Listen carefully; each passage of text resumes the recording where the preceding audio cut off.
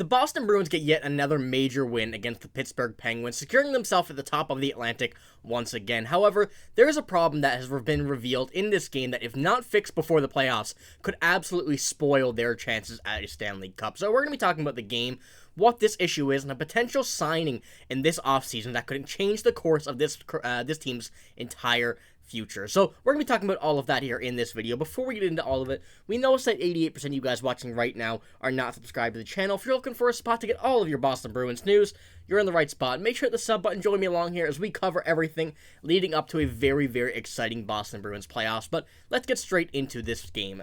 This proved a lot. I really do have to say that the Bruins proved a lot in this game, proved that everybody is stepping up when they needed to. This game, a lot of players that are not normally the main guys you hear on the score sheet tallied a point, tallied a goal, whatnot, exactly what is needed at this point in the season. But I'll pull up the stat card here for this game. As you can see, just a very good game from just about everybody. The offense is off the chart in a 6-4 win, which didn't really feel like a 6-4 win. It really felt like the Bruins had a very strong command of this game. But David Pastrnak, the guy, obviously at the top of this once again. But a lot of props to everybody here. Every name, every person on this team played exceptionally well to get this win, and really showed that this team is going to be moving in a different direction heading in the playoffs. Everybody is starting to step up. Everybody's starting to realize the scenario they're in now, where they're going to need all of these players on this team, all the defense, all the forwards, both goalies, to step up if they want to be able to secure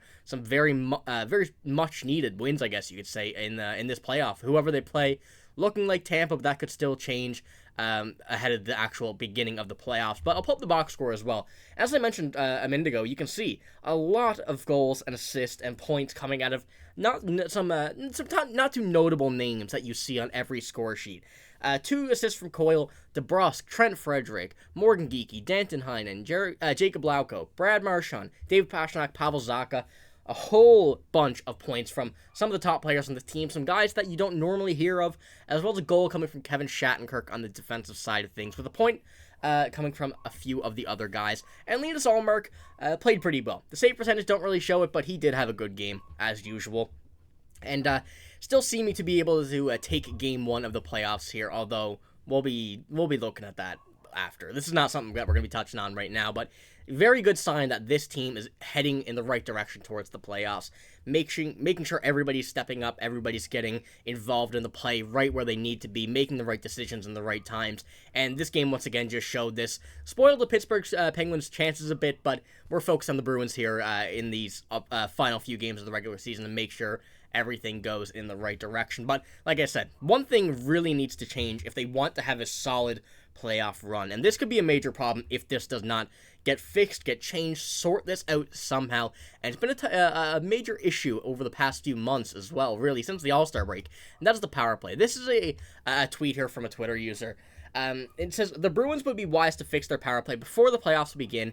In particular, it's more alarming that David Pastrnak has just 1 goal with the man advantage over the last 33 games, which happens to be 1 more than Brad Marchand in that span, and I guess that's from Sean McAdam. But this is exactly right. This is a real big concern for just about every Bruins fan I've seen, and in this game, we had some major issues. A shorthanded goal for Pittsburgh.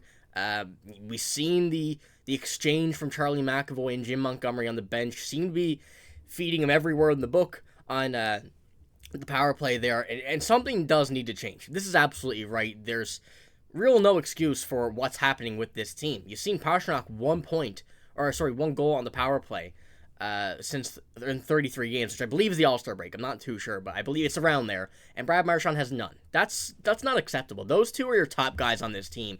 You really need everybody to step up, and it really just hasn't. Something will need to change, whether it be the whole system, their lineup in the power play, whether they be playing an umbrella in the house, whatever, but their formation, something has to change. And I think that these last few regular season games are going to have to.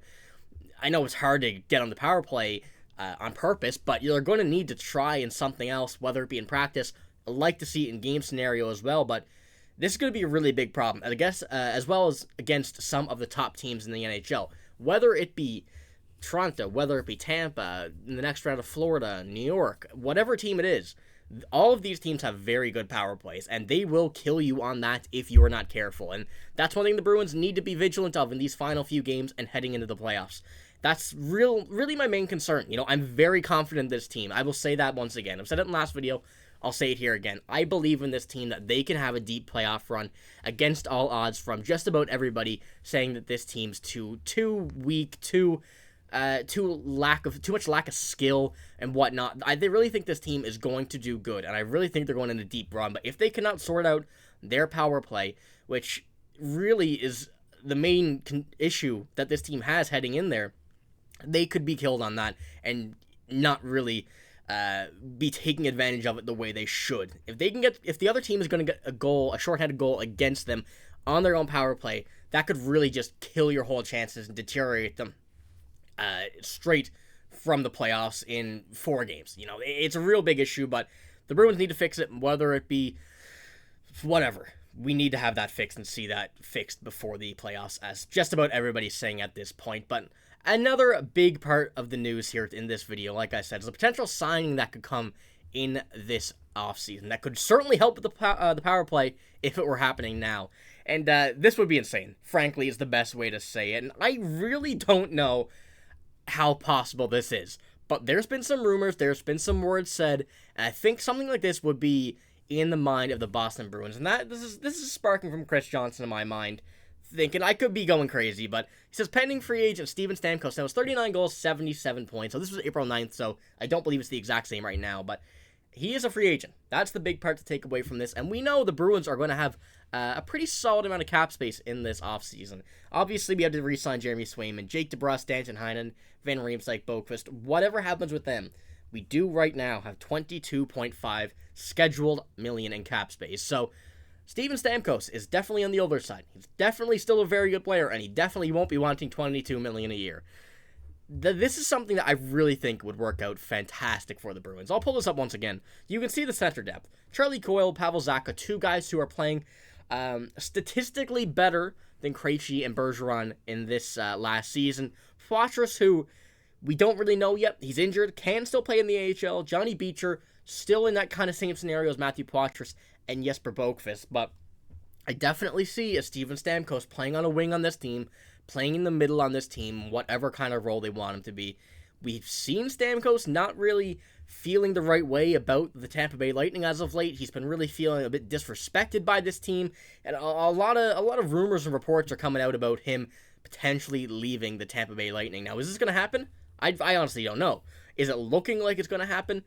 There's some hints at it, and I really have a strong interest and a sneaking suspicion that he will be looking elsewhere in this free agency. So the Boston Bruins could be a landing spot.